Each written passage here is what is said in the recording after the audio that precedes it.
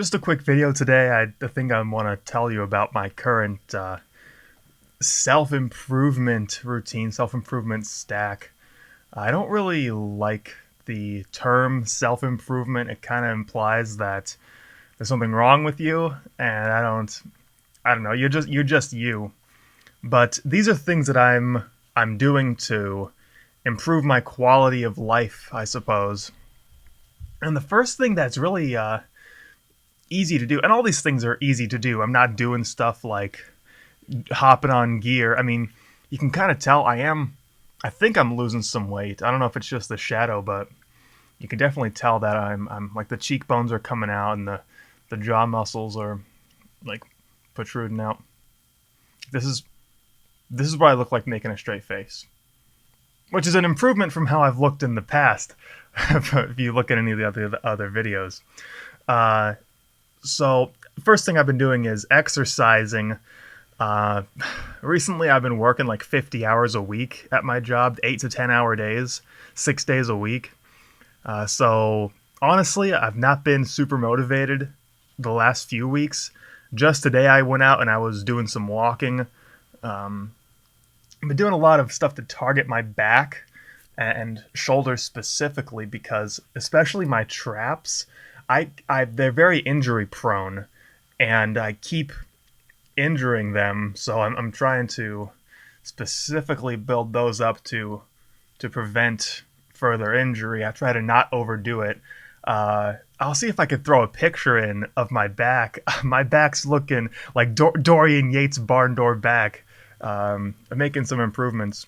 And honestly, I think having a developed back, especially those two dimples right by your tailbone, and the visible crack down the back, that's better than a six pack in my opinion. Having like capped shoulders and a developed back is better than a six pack. So I got a haircut. Now that's not something that's like super a big deal. It's something that seems small, but and I wear a hat whenever I can anyway. But if you look at the videos that I'm putting out, those were recorded like a few months ago, and my hair is really weird. It's not good looking at all. And people's first impression of you, as much as we want to like believe we live in this culture that we don't judge books by their cover, we kind of do, and we sort of stick with our first impression of who we think someone is. And most of the time, you're right. Like 70% of the time, I say my first impression of someone ends up being correct. And I don't want to be presenting myself as someone who doesn't want to take care of himself or someone who's like has bad hygiene or anything. So something as simple as getting a haircut can really help out there. Because in the world, we want to say, who cares what other people think? Don't care. The worst decision you can make is to care what other people think. You kind of actually have to care what other people think. You live in the world. You live in a society. And humans are social creatures. If people don't like you, you're in that's a bad position to be in. And I'm kind of on the fence on this next one. I'm kind of drinking less coffee. The jury's out on how much coffee is too much. I know, like whoever says it's supposed to be like 400 milligrams a day. Oh, really? That's it? I know some of us completely crush those rookie numbers. But I'm trying to drink less coffee, trying to be less caffeine dependent. I know there was an article recently that said something like as much as 24 cups of coffee in a day is safe. But I know for myself, if I'm on too much caffeine, like I'll start clicking my teeth and stuff, and I get jittery and anxious. So just for quality of life, to make my life better, even though coffee tastes really good and I like it, and I don't know if I get a rush, but I don't feel as groggy, I guess, or as tired. I'm trying to cut back a little bit. And so I've kind of been supplementing with some black tea is what I've been doing, with some honey and apple cider vinegar. Now, I'm not sure about apple cider vinegar. I don't know if I believe in all the mumbo jumbo. It's sort of like essential oils that people insist it's like a cure-all. It's like snake oil or whatever. But at the very least, it tastes okay, and it does. I notice it does aid in digestion a bit. The extra acid helps with indigestion. If I'm feeling indigestion, taking some apple cider vinegar does help digest all that. And I'm not entirely sure my gut health is all that great, to be honest, without having to share too much. So maybe the microbes in the apple cider vinegar, like the unfiltered stuff with the mother, maybe that helps out, like probiotically. Maybe not, I don't really know, but it does help at least with that as far as my indigestion.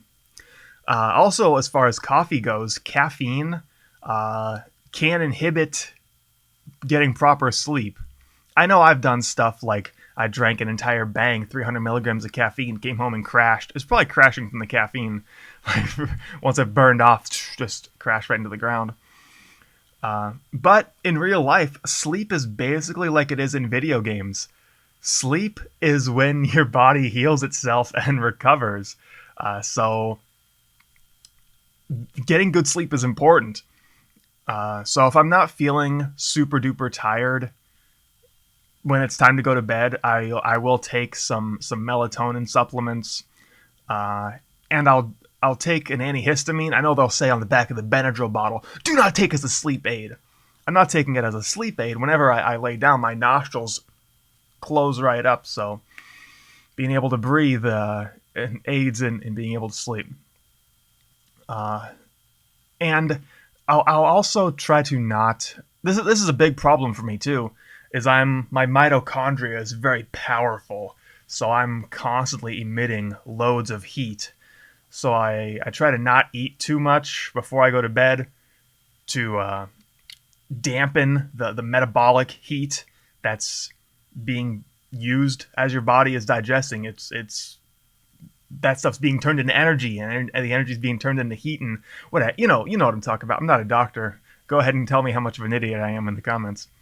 But yeah, you do create a level of metabolic heat when you're digesting food. And so I try to not eat too much, and I'll keep my bedroom temperature anywhere between 60 and 65 degrees, if at all possible. Now, speaking of supplementation, I've been taking zinc supplements. The pills are like 50 milligrams, and I think the upper end of what you're supposed to take is around 40 milligrams. And I know for a fact that my diet, I do get some zinc from my diet. Now, apparently zinc is super important for males especially, as far as male hormone production and stuff. And I know I'm probably not getting that upper end from my diet, so I've been taking those 50 milligram tablets and cutting them in half. So I get around 25 from the tablet, and then probably the extra 15 from just my diet. In addition to that, I'm someone who works primarily indoors, and you can tell this is leftover from sunburn from last year. I don't really go outside that much. So I have been taking vitamin D supplements, and I'll take anywhere between 1 to 2 tablets, so that's 5,000 to 10,000 IUs a day. I don't want to if I have to shin kick someone, I don't want my leg to crack right in half. That doesn't sound very good. So one more thing that I'm doing, I'm doing a routine. Okay, I'm icing my balls. Now, one friend of mine said, "Oh, yeah, why are you icing your balls? Because you believe everything you read on the internet?" Yeah, okay, whatever, buddy. So there's this idea that it's like icing anything else, that it's reducing swelling and whatever else, aiding and whatever. Even if that's just a bunch of baloney, a bunch of mumbo jumbo, the placebo effects are noticeable. I think I've actually gained weight, which might be surprising, like how the how my face is a little bit more contoured than usual. But last time I stepped on the scale, I was 5 pounds heavier, and I feel 20 pounds lighter. I can pump out pull-ups no problem. I feel good. I feel strong. So even if it's not increasing my testosterone, it's like mentally making me think that I'm stronger, which is affecting me physically, making me stronger. So whatever. And one last thing, the last thing that I've done that has drastically improved my life, uh, I deleted Instagram. I deleted Instagram off my phone. And I don't think that there's been one day that it's been, at this point, around 2 months. There's not been one day where I was sad or depressed or anything like that. So that discussion deserves its own video. Maybe I'll do that next time or sometime in the future about why deleting Instagram was the best thing I've done for my own well-being. But that's basically what I'm doing, and I think it's good to make yourself strong in this time. I see a lot on the internet, like people sharing stuff about self-love. Oh, I don't need anyone else. I'm gonna push everyone out of my life because I love myself. I'm all about self-care. That's sad, dude. Self-care? You should be strong enough that you can give others care. There's something very off-putting to me, especially about this introspective self-care, self-centeredness. Dude, you should be cultivating relationships with people that will care for you, and you care for them. Self-care is not something that you should be engaging in.